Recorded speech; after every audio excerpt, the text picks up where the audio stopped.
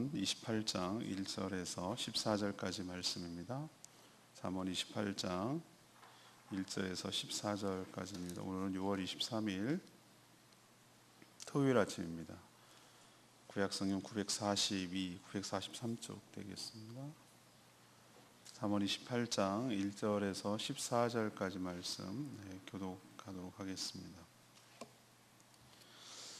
악인은 쫓아오는 자가 없어도 도망하나 의인은 사자같이 담대하니라. 나라는 죄가 있으면 주관자가 많아져도 명철과 지식 있는 사람으로 말미암아 장구하게 되느니라. 가난한 자를 학대하는 가난한 자는 곡식을 남기지 아니하는 포구 같으니라. 율법을 버린 자는 악인을 칭찬하나 율법을 지키는 자는 악인을 대적하느니라. 악인은 정의를 깨닫지 못하나 여호와를 찾는 자는 모든 것을 깨닫느니라. 가난하여도 성실하게 행하는 자는 부유하면서 굽게 행하는 자보다 나으니라. 율법을 지키는 자는 지혜로운 아들이요 음식을 탐하는 자와 사귀는 자는 아비를 욕되게 하는 자니라. 중한 별리로 자기 재산을 누리는 것은 가난한 사람을 불쌍히 여기는 자를 위해 그 재산을 저축하는 것이니라. 사람이 귀를 돌려 율법을 듣지 아니하면 그의 기도도 가증하니라. 정직한 자를 악한 길로 유인하는 자는 스스로 자기 함정에 빠져도 성실한 자는 복을 받느니라. 부자는 자기를 지혜롭게 여기나 가난해도 명철한 자는 자기를 살펴 아느니라. 의인이 득이하면 큰 영화가 있고 악인이 일어나면 사람이 숨느니라. 자기 죄를 숨기는 자는 형통하지 못하나 죄를 자복하고 버리는 자는 불쌍히 여김을 받으리라. 항상 경외하는 자는 복되거니와 마음을 완악하게 하는 자는 재앙에 빠지리라. 아멘. 오늘 말씀을 보면 잠언은 그렇게 많이 대조를 많이 하고 있는데 악인과 의인의 삶을 많이 대조하며 또 어떻게 살 것인지를 교훈하고 있습니다. 오늘 말씀 보면 악인은 강한 척하지만 잘못을 알기 때문에 비겁하게 숨지만 의인은 늘 담대하다고 말합니다. 악인은 정의를 깨닫지 못하지만 여호와를 찾는 의인은 모든 것을 깨닫는다고 말하죠. 또 악인은 매사 불의한 방법으로 살아가려고 하지만 의인은 바르게 살려고 한다고 말합니다. 악인은 끝까지 숨기지만 의인은 자기 죄를 드러내고 자복한다. 이렇게 서로 악인과 의인을 대조하고 있습니다. 그래서 오늘 질문은 누가 악인이고 누가 의인입니까? 이것이 오늘 질문입니다. 과연 누가 악인이고 과연 누가 의인입니까? 첫 번째 1절 보면 악인은 이제 비겁하지만 의인은 담대하다는 것을 알 수 있어요. 악인은 겉으로는 강한 척하지만 사실은 자기 자신도 부정하고 부당한 방법으로 죄악 가운데 살고 있다는 것을 알아요. 알고 있기 때문에 강한 척하지만 속으로는 자기의 연약함을 알고 있기 때문에 숨기는 것이죠. 예를 들면 악인은 강한 상대 앞에서는 비굴할 정도로 낮아지지만 약한 상대 앞에서는 아주 강해서 3절에 있는 말씀대로 가난한 자의 얼마 남지 않은 곡식마저도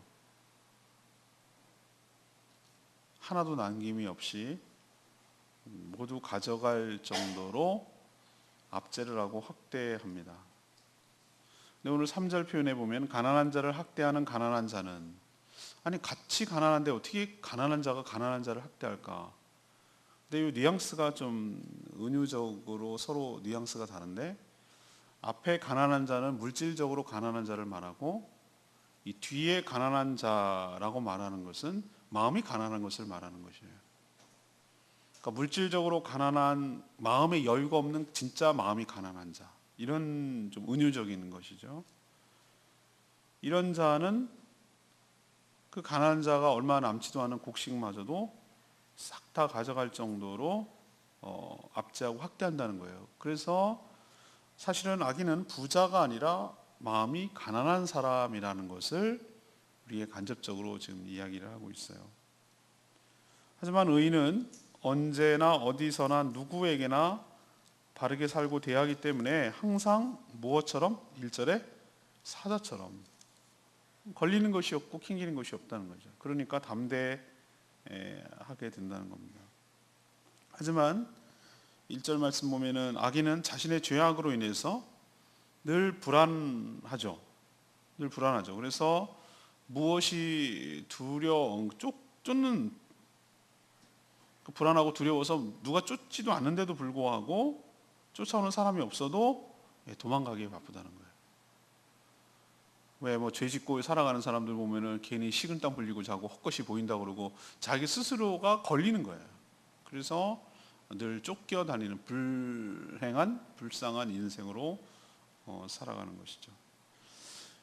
이런 악인이 많은 나라는 오늘 보니까 2절에 정권이 수시로 바뀌어서 백성들이 불안하고 두렵죠. 하지만 의인들이 많이 살면 하나님이 주신 지혜와 명철 때문에 그 나라가 오래 간다고 말합니다. 그래서 오늘 첫 번째로 이야기하는 것은 그 얘기입니다. 우리가 하나님 앞에서 부끄러울 것이 없이 하나님 앞에서 부끄러울 것이 없이 산다면 그게 저는 의인의 삶이고, 사람이 보기에는 멀쩡해도 하나님 보시기에 부끄러운 짓을 하면은 늘 쫓기고 불안하고 그렇게 살아가고, 전 여기가 의인과 악인의 차이가 가로지르는 것이 아닌가, 갈라내는 기준점이 여기 아닌가. 그러니까 다시 말해서 악인은 비겁하고 숨기기 바쁘고, 또 의인은 항상 바르게 살려고 하니까 어디서든지 당당하고 따뜻하고, 이 차이가 의인과 악인을 갈라내는 아주 중요한 기준점이라고 저는 생각을 합니다. 우리도 누가 봐도 누가 뭐라고 해도 다 털어도 뭐 부끄러울 것이 없고 항상 떳떳하고 당당하게 산다면 그것이야말로 우리가 하나님 앞에 바르게 살아가는 것이라고 생각을 합니다. 두 번째 얘기는요, 5절 말씀인데요. 악인은 이제 무지하지만 의인은 깨닫는, 요 차이점이 있는 거죠.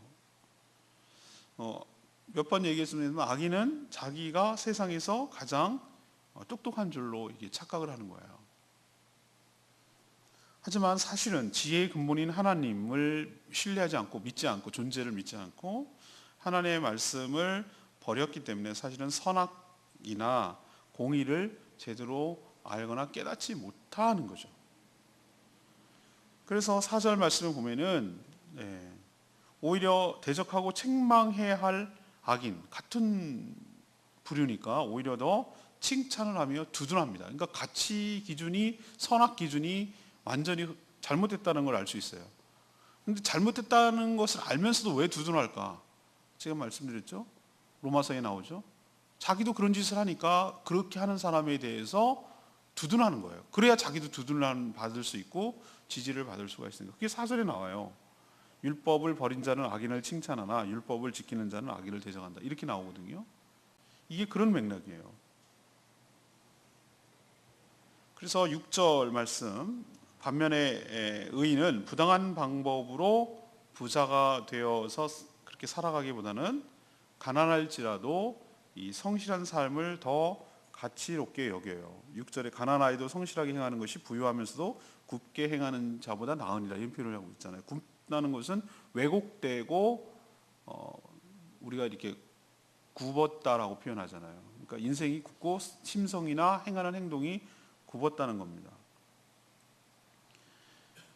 율법을 잘 깨달을 뿐만 아니라 율법을 잘 지키며 살아가죠. 그렇지만 악인은 탐욕에 눈이 멀어서,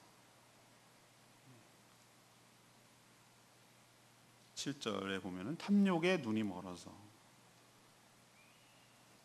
그런 자와 어울리면서 살아가고, 8절에 가난한 사람을 불쌍하게 여기지 않고 폭리로 재산을 불리려고 합니다. 9절에 하나님께서 이런 악한 자의 기도를 가증하게 여기시고 듣지 않으신다고 했어요. 악인은 이런 사실도 잘 몰라요. 그냥 기도가 자기 성취하기 위한 방법이라고 생각해요. 하나님께서 9절에 있는 말씀대로 사람이 귀를 돌려 율법을 듣지 않으면, 율법을 듣지도 않고 그렇게 행할 마음도 없는데 자기가 원하는 바가 있어서 기도를 통해서 어떻게 해보려고 하는 그런 어리석은 짓을 한다 이거죠. 그러면 하나님께서 그 기도를 듣고 들어주실까? 가증하게 여긴다고 그랬어요. 가증하게 여긴다. 그런 기도가 들려질 리가 없죠. 우리 삶이 동반된 거룩한 삶이 있을 때 그 기도도 되는 것이지, 하나님 원하지도 않는, 하나님 싫어하시는 그런 삶을 살면서 기도를 통해서 내 손을 취하겠다, 이게 안 맞는다는 거예요. 하나님께서 가증하게 여기신다. 이처럼 아기는 하나님도 모르니 자신도 모르고 바르게 사는 법도 몰라요. 그러니까 무지하다는 거죠. 무지하다는 거예요. 반면 의인은 주의 지혜로 깨닫고 바로 살려고 하는 것, 이 차이가 바로 악인과 의인을 갈라내는 기준점이 된다는 거예요.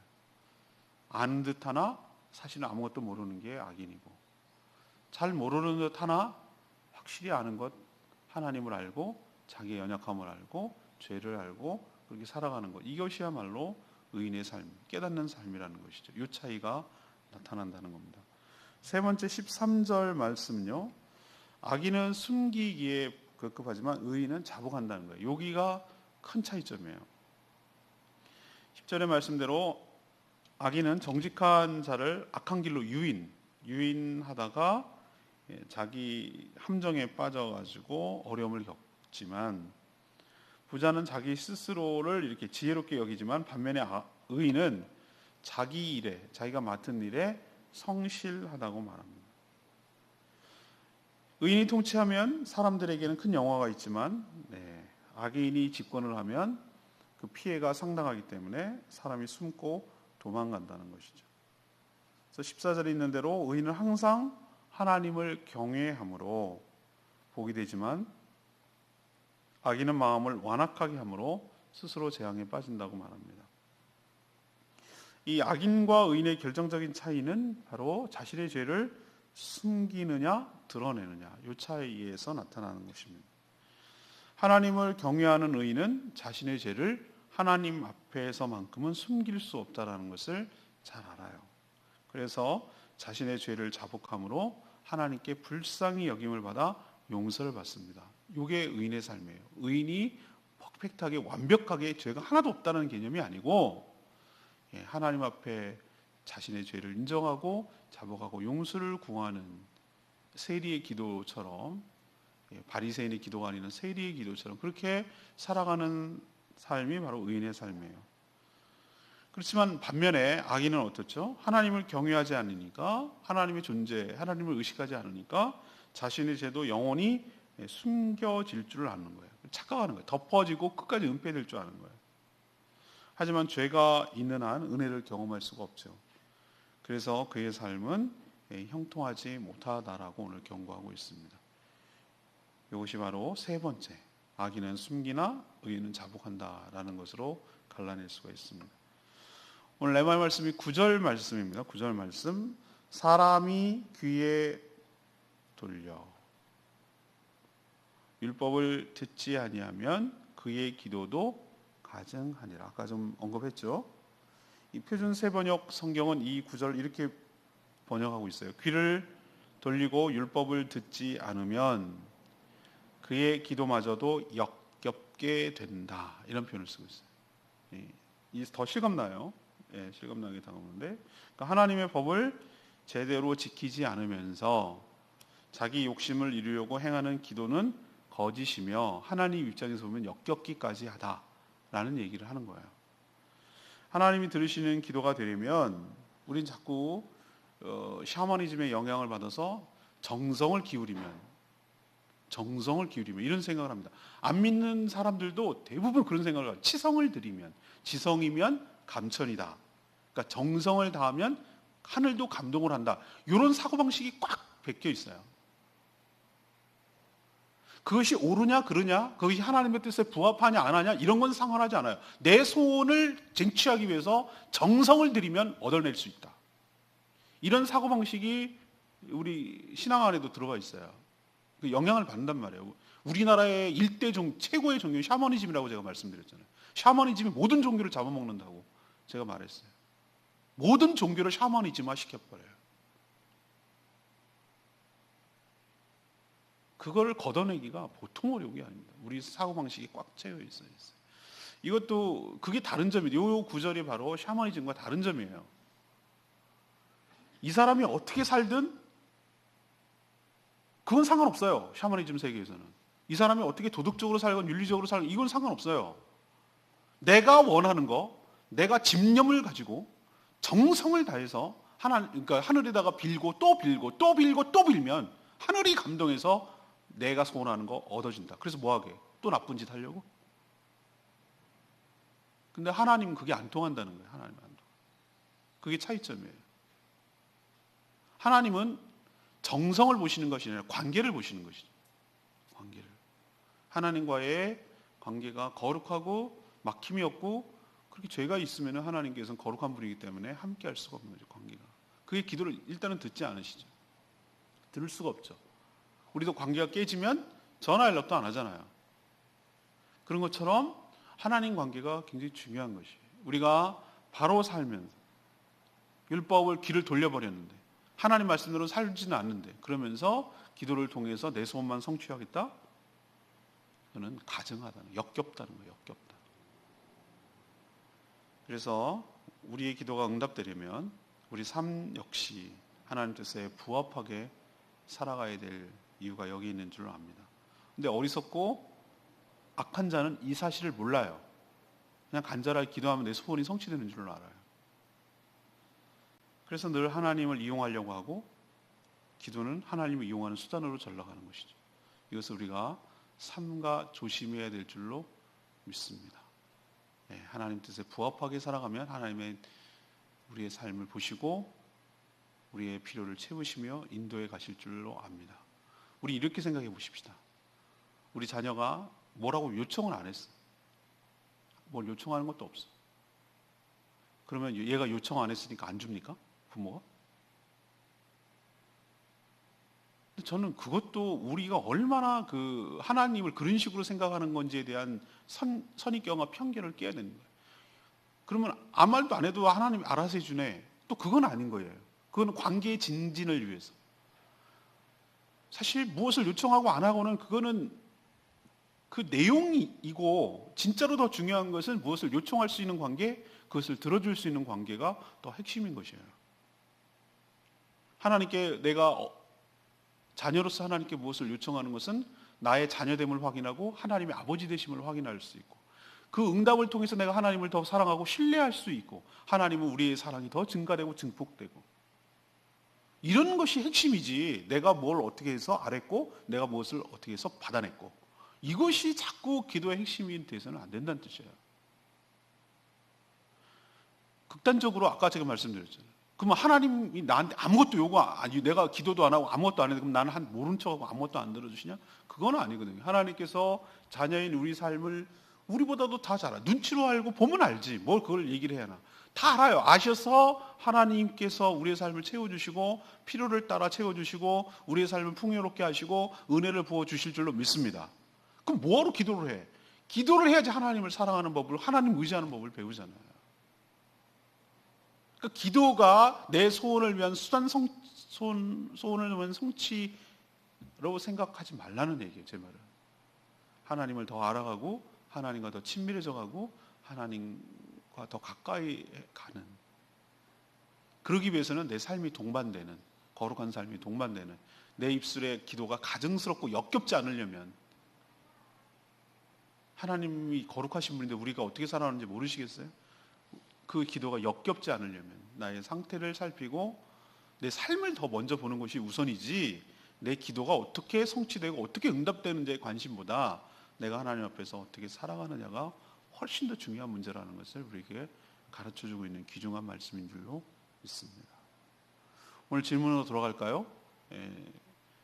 내일 주일날은 기도회가 없습니다만 내일 주일날 묵상한 것도 올렸어요. 왜냐하면 개인적으로 하시는 분이 계셔서 오늘 그리고 내일 묵상하는 게 악인과 의인을 이렇게 분류를 해요. 분류를 해서 이렇게 대조를 시켜요. 대조를 해서 의인의 삶을 이렇게 살아가고 악인의 삶을 이렇게 살아가는데, 그러면 이 얘기를 대조를 왜 하겠어요? 우리는 어떻게 살아가야 되겠느냐? 그 특징을 잘 잡아내서 악인의 삶이 아니라 의인의 삶을 살아가라는 그건 하나님의 메시지잖아요. 그죠? 그래서 오늘 첫 번째는 뭡니까? 악인은 어떻게 산다고요? 캥기는 거예요. 캥기는 거. 지은 죄가 있으니까 비겁하게 살 수밖에 없어요. 그것을 은폐해야 되고 뭔가 쫓겨요. 그렇죠? 자기가 뭔가 잘못한 게 있어요. 도둑이 제발 저린다. 우리나라 속도 아주 멋져요. 도둑이 제발 저린다. 악몽 꿔요. 그리고 괜히 경찰차만 보면 피해요. 못된 짓 하는 사람들 보면은. 아니 죄를 지을게 음주단속 하나 쭉 가면은 괜히 뭐 경찰만 이렇게 삐어 이런 것만 나오면 괜히 무서워하는 사람이 있어. 그 사람은 좀 뭔가 수상한 사람. 뒤가 뭔가 있는 사람이에요. 나는 음주단속 하면 아이고 고마워라. 나를 7년은 인간들을 잘 걸러내 주는구나. 이렇게 생각을 하고 난 그분들 아이고 수고하신다고 저는 진심으로 수고한다고. 이 늦은 밤에 나와서 이렇게 애쓰시는 거 수고한다고 내가 얘기해줘요. 아니 걸러내줘. 그런 일이 있어야 내가 보호를 받잖아요. 그러니까 나는 술에 대해서 자유로우니까 뭐 그런 걸 하나도 개의치 않아요. 전혀 개의치 않아요. 어디서는 당당해요. 두 번째는 악인은 뭐 하다는 거예요? 무지하다는 거예요. 무지하다는 게 어떤 지식, 날러지 개념이 아니고 자기가 뭐를 모르는지, 하나님이 계신지 안 계신지, 하나님 지금 지켜보고 계신지 안 계신지, 내가 어떻게 살아야 되는지 이걸 전혀 모른다는 거예요. 그런 면에서 무지하다는 거예요. 그렇지만 의인은 뭘 하는지, 하나님 계신 것도 깨닫고, 하나님 나의 기도를 들으신 것도 깨닫고, 이렇게 살면 하나님께서 심판한다는 것도 깨닫고, 어떤 면에서 안다는 거, 모르는 거 아는 거를 안다는 거죠. 내가 뭘 모르고 내가 뭘 아는, 이걸 깨닫는다는 거예요. 이게 의인의 삶이라는 거예요. 세 번째 얘기는 뭐합니까? 악인은 뭐하기에 급급해요? 숨기기 급급하고 은폐하기에 급급해요. 그렇지만 의인은 어떻게 하죠? 자기가 잘못했더라도 그래서 영원히 숨길 수 없음을 알고 하나님 앞에 뭐 한다고요? 자복하고 용서를 구하고 그렇게 살아가는 것이죠. 이 차이예요. 여러분도 나는 어떻게 살고 있는지 오늘 말씀을 비추어서 정말 의인의 삶을 살아가는 복된 인생 되기를 축복합니다. 오늘 말씀 붙들고 기도하기 전에 우리 아까 불렀던 찬양이죠. 464장. 찬양집 464장 부르고 기도하겠습니다.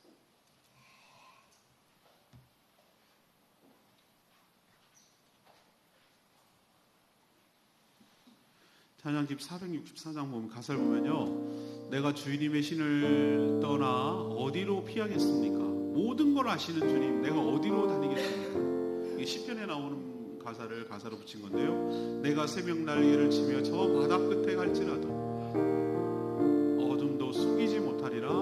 주님의 손이 나를 인도하여. 주님은 내 모든 것을 지으신 분이시니 주의 위대하심을 내가 고백하리이다. 이런 찬양 가사거든요. 이 시편에 나온 말씀인데 시편 139편에 나오는 말씀이에요. 맞아요. 우리가 뭘 어떻게 숨기겠어요? 하나님 앞에서. 하나님 앞에 정직하고 떳떳하게 사랑할 때 그게 바로 의인의 삶이에요. 완벽하게 사는 것이 의인의 삶이 아니라 하나님 앞에 겸손하게 하나님께 숨기지 않냐고 하나님을 의지하며 의뢰하며 살아가는 삶의 태도, 이것이 바로 의인의 삶이에요. 그렇게 살게 해달라고 오늘 말씀 생각하면서 오늘 찬양 불렀으면 좋겠습니다.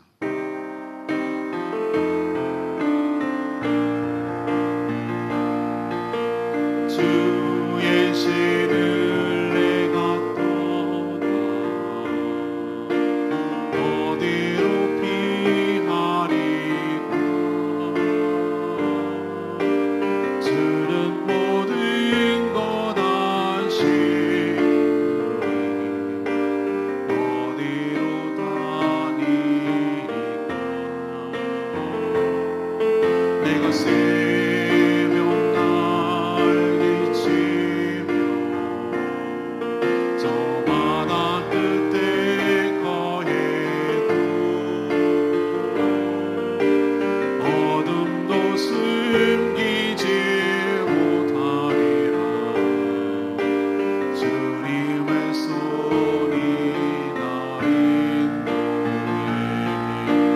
주님은 내 모든 것